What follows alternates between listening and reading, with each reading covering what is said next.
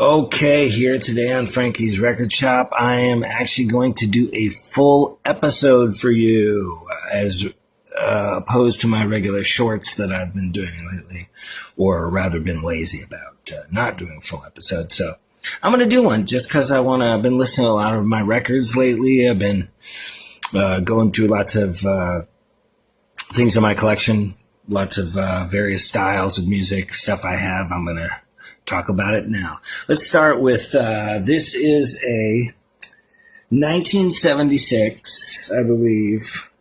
Yes, 1976 greatest hits collection by Dr. Hook. It's called Dr. Hook Revisited. This is, of course, they were known as Dr. Hook and the Medicine Band. And then, of course, shortened their name to Dr. Hook for commercial purposes.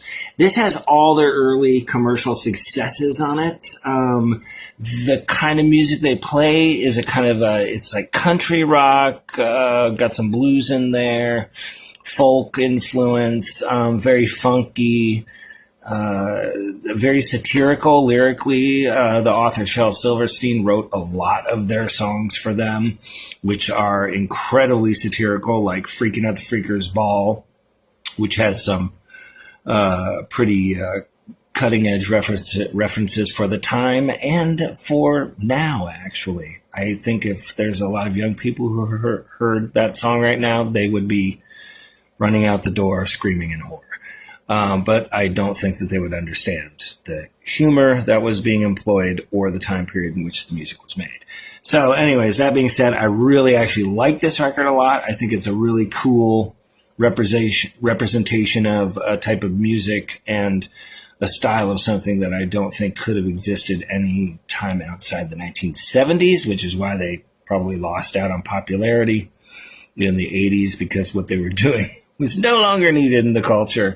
But if you want to do a nice time travel and get a really good idea about kind of what the 1970s rock music scene and lifestyle was about, I think Dr. Hook, their lyrics, their projection, their style, it says a lot about early to mid 70s rock and roll lifestyle and commercial value within American culture. This band is a perfect representation of that, and I would suggest anyone to seek this out or seek any Dr. Hook out of anything up to, the mid 1970s, and you get all these songs like Penicillin Penny, Freaking Out the Freakers Ball. Of course, Sylvie's Mother was a really big hit for them. The cover of Rolling Stone, everybody probably knows that was a huge, huge, huge hit for them. And then I Love Queen of the Silver Dollar, Roland the Roadie, and Gertrude the Groupie, et cetera, so on and so forth. So that is Dr. Hook in a nutshell. And I've been jamming on this one for the last week, and it's quite funny, actually, if you are in the right frame of intelligence to handle it. So next is a very, very big favorite record of mine that is in my collection. It is Tom Waits' second album, Looking for the Heart of Saturday Night. You see that cover? Came out in 1974. It is before he created the gravel-voiced bohemian hipster that he became so well known for, or weirdo, I should say, because he is doing the bohemian hipster thing here. You could tell he wants to be the Jack Kerouac sort of, beat poet, hanging out on the seedy street corners with the ladies and, singing songs to them. But man, are these songs awesome. I really love this record. Rock critics were really hard on it. They thought it was a little too overly sentimental, and felt they were getting a better version of this from people like Randy Newman or maybe even Billy Joel at the time. But I think that Tom Waits does an excellent job of this sort of jazzy beat poet compositions, Americana. Definitely, this is American music. I don't think you would mistake this with any other country than America.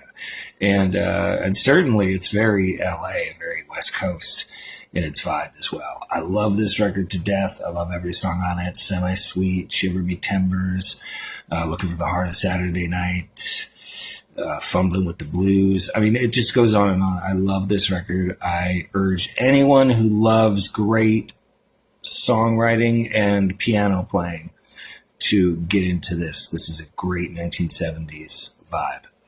Okay, onward. We go to an artist, English African artist, that is Joan Armatrading. This particular record is called Track Record, and it's a 1983 compilation of all of her greatest successes in the UK to this point, because she didn't really succeed here in America. I think just, America's wasn't ready for her, or just didn't appreciate her songwriting style. And I'm not even sure how to describe her songwriting style. She's just a wonderful songwriter. A lot of people compare her to Joni Mitchell. I don't really hear the comparison.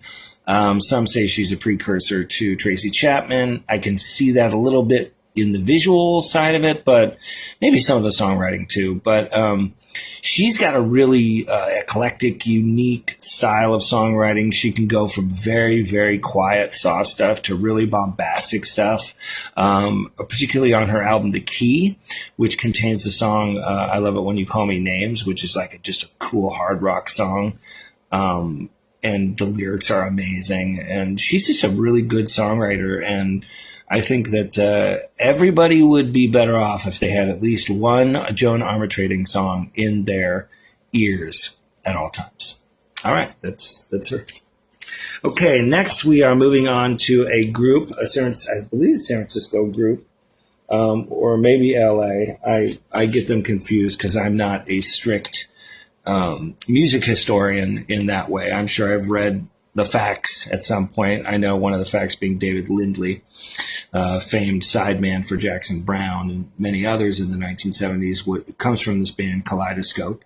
And this is their debut record, which is called A Beacon from Mars. And I think it's pretty much the only record anybody ever discusses in conjunction with this band, because it's kind of a really unique piece of work.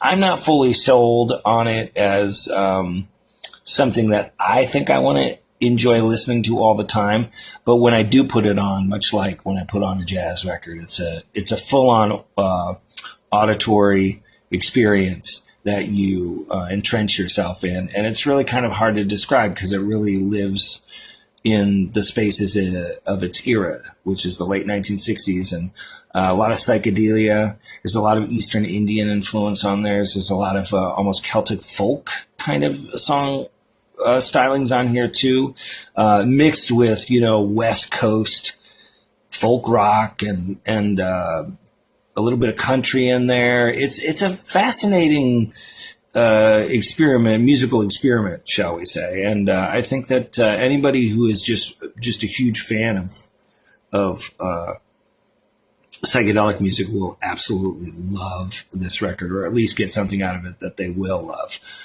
For me, I really, really like it. It is fantastic, fantastic piece of work, but probably not my biggest go-to of all my records that I have. But it's pretty cool. So that's it, man. Beacon from Mars, Kaleidoscope. Okay, so onward we go to a record by Doris Day. Look at that. Day by Night. And this is a record I absolutely adore. I do adore this. And I know a lot of people are like, Doris Day, isn't she like corny 50s lady? Yes, she is. But this record, she's deep into the blues and deep into that orchestral blues. And she's got a great voice. She really can do that stuff and really make you feel it. And it isn't a cop-out. It's not some Pat Boone sort of silliness. It's really, really, it's the good stuff. And I think that a lot of people of this era agree that Doris Day and Dinah Shore, who are known as these kind of, milky white blonde representations of whiteness, I guess, really, they had a lot inside them to bring out that had nothing to do with those stupid things that people try to cast upon people when they're talking about art, because nobody should cast anything on anybody. Art is art. Music is music. It's either good or it sucks. One or the other. I don't give a fuck who's making it. So this Doris Day record, I really do love this record. It's a full-on experience. It's best listened to late in the evening or early in the morning. Doris Day, Day by Night. And that came out on Columbia, and I believe this is 1960. Could be 59. But I'll leave the researching to people who like to go to Wikipedia and look those things up. Because for me, it's just get the record, get into the music, let yourself go. All right, and we're going to go to a super great record, came out in 1970, Brooke Benton, Today. And Brooke Benton, was a very popular singer, pop singer of the, 1950s, maybe even started in the 40s. I'm not sure. I haven't looked up but I love this record. This record is so fucking cool. Oh my God, is this record cool. I listened to it last night and I was just remarking, this is just a cool record. It's just like a smooth, soulful, jazzy R&B record with like some really loungy kind of songs on it, but in a, sort of gritty, immediate, spontaneous fashion, because I don't know what microphone they use to record his voice, but you can hear like he's on top of the microphone on this because he's got such a fucking robust, rich, big voice. And you can hear that the microphone's just loving it and picking up on it. So it almost sounds like it was recorded like, in a week or something. It's like it's a weekend.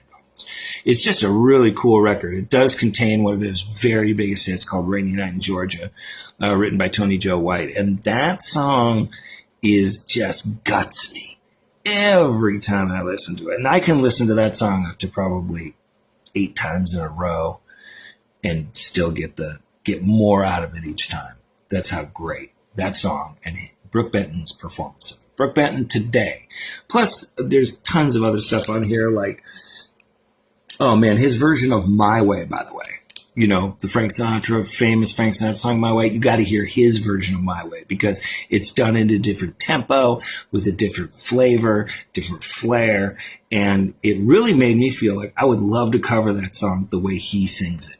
It's so cool. So once again, and every song on here is great. I could go through them all, but I won't because you should actually go and listen to this for yourself. Brooke Benton. All right, and last on today's episode of Frankie's Record Shop, it is a 10-inch EP I have by The Undertones. It is 4 songs, from their debut LP.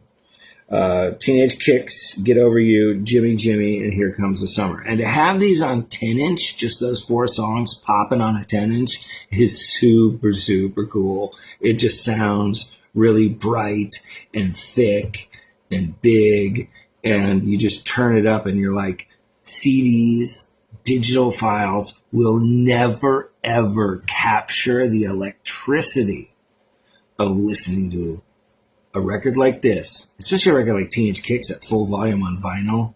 Jesus Christ. No wonder they want to ban rock and roll wherever you go. It's literally the sound of freedom itself. The Undertones. Brilliant. Thanks once again. This was another episode of Frankie's Record Shop. Maybe I'll do more episodes in the future, but I'll still post the shorts as well. Ciao.